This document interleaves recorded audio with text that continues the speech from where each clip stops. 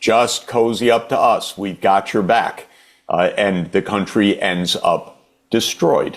Please, Taiwanese friends, look at a map, look at the breadth of the Pacific, understand what the U.S. government has been doing. It's not even about Taiwan. Let me ask about this, Joanna. Like the fact of the matter is that China is Taiwan's largest trading partner. The fact of the matter is that the Taiwanese government is called the Republic of China because it itself recognizes itself as a China, right? We have de facto two Chinese governments, right? We have a disagreement of who is the legitimate government. You have a disagreement of how to go forward, but how do you see the forces inside the Taiwanese body politic, the ROC body politic, acting with China, with the United States? Because we know that a majority of Taiwanese citizens is actually for the status quo. They don't want independence, they don't want reunification, they want status quo. What are your thoughts? So let me define what status quo is. I am 66 years old. The last time there were bombs fell on Kinmen was 66 years ago. So I recall, Pascal, you said once that we are de jure at war, but de facto in peace. And that's the status quo of Taiwan. We have managed, even right after the last war in Kinmen, we have managed to stay out of each other and a status quo, which is a relative peace. And also in 2005, I was part of the envoy with Mr. Lian Zhan to visit Beijing with Hu Jintao. After the first time, the leaders of KMT and Communist Party in China shook hands, we actually had 8 years of relative peace with people discussing in terms of practical matters and resolving those, signing agreements with 22 government-to-government meetings, signing about 32 different agreements. So we were entirely possible and capable of resolving our issues with the leaders across Taiwan Straits, like Jeff was saying. But the turning point was really the last two DPP leaders, starting from Tsai Ing-wen in 2016 to Lai Ching-te in 2024. They have, with the encouragement of the United States, pushed an extremist separatist agenda, which is Taiwan independence. And when they push that agenda, which wants to separate Taiwan from the overall concept of China, then PRC has drawn one after another red line, extremely clear red line with their internal laws, such as anti-succession law and so on and so forth. And they actually laid out three conditions that there would be military confrontation. One is there's no hope for eventual unification. Secondly, there is international involvement, which is what Jeff was saying, international involvement in the Taiwan situation. In my view, such as if U.S. sent a lot of military armaments or servicemen or another military advisory group to Taiwan, and that would constitute the second one. And the third one is there were no possibility and there is a strong push of Taiwan independence. So all three has a strong warning sign laid out for people in Taiwan. So if we are really looking at status quo, in the most recent election, DPP won 40% of the 70% of the people who voted. So you can use the broadest number. 28% of the people in Taiwan supported DPP, which is Lai Ching-te. And even smaller numbers supported his extreme separatist position. So less than 28%, I think the ones who support his extremist position is less than 10%. Unfortunately, our system, our structure, doesn't give us ability to check and balance the executive branch. We have 5 branches of government. If someone wins the presidency, they will control the executive branch. The control yuan, which is a sort of quasi-legal judicial, the judicial branch, because they have nomination right of all the Supreme Court justices, and also the ability to use their ability to have bureaucrats to select and use bureaucrats. So that's the 4th yuan. But the only branch, which is legislative branch, has no ability to come to check and balance the other four branches. Our legislative yuan doesn't have the true power of the purse string. We approve the budget, but we cannot give the authorization of using the money.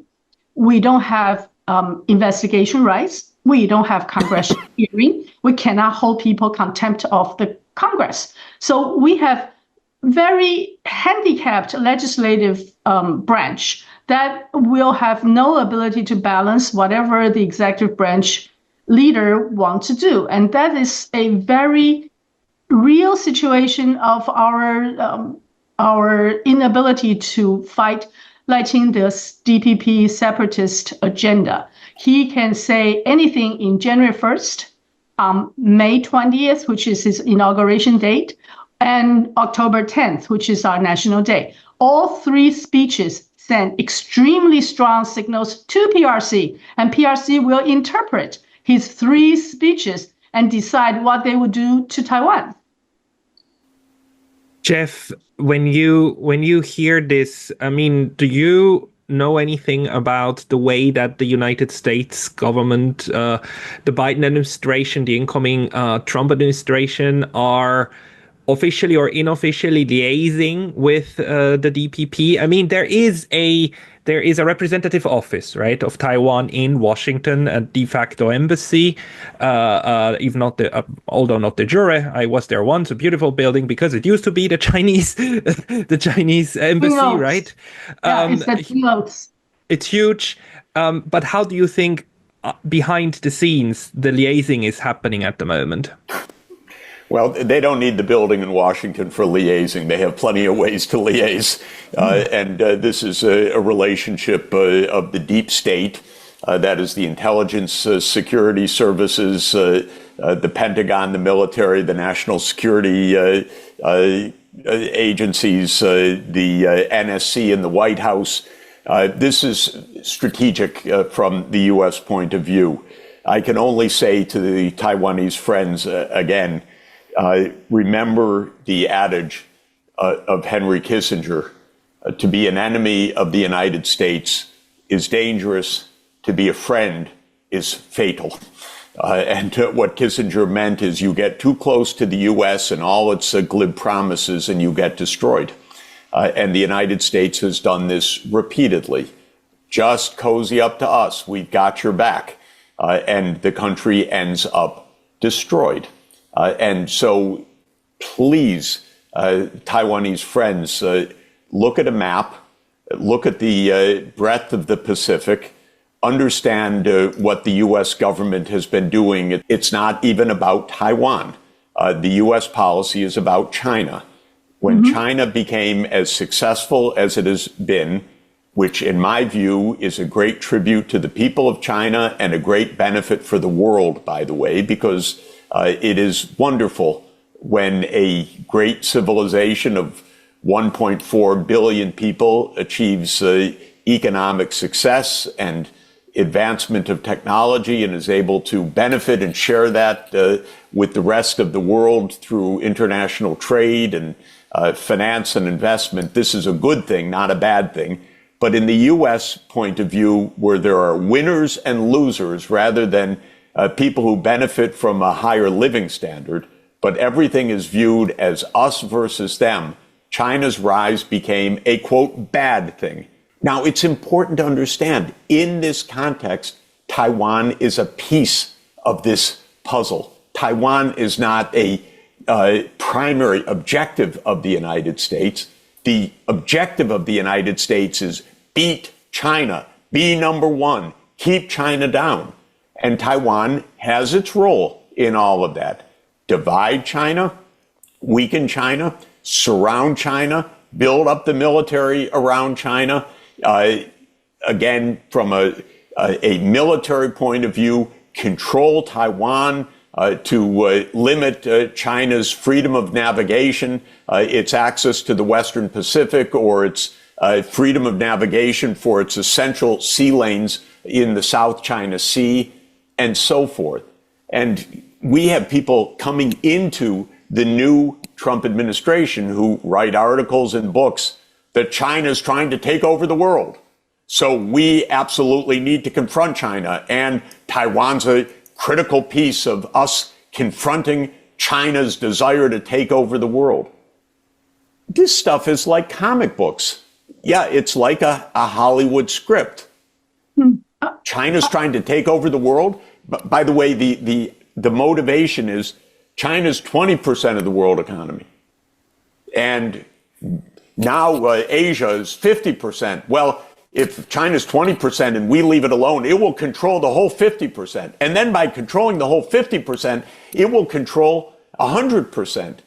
This is more primitive than a bad high school paper, by the way. But this is senior officials of the U.S. government. This is what's called strategic planning, jumping from one absurd proposition to an extrapolation, to an extrapolation, to an extrapolation, until you have a war. And then I would actually ask people to look at a map and read something about the war games. How's a war going to be? Is it going to work for Taiwan? No, not exactly. It's going to destroy Taiwan. 偷偷告诉大家，我最近发现了新法宝 Royal Face 逆时奇迹系列，它有活肤露、全效精华，还有精华霜。尤其我皮肤比较偏干，所以我非常的注重保湿。保湿做得好，肌肤自然烹润。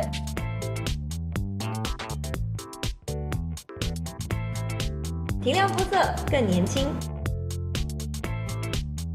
抚平皱纹超有感，而且气色变好。用心保养，每天都更美一点。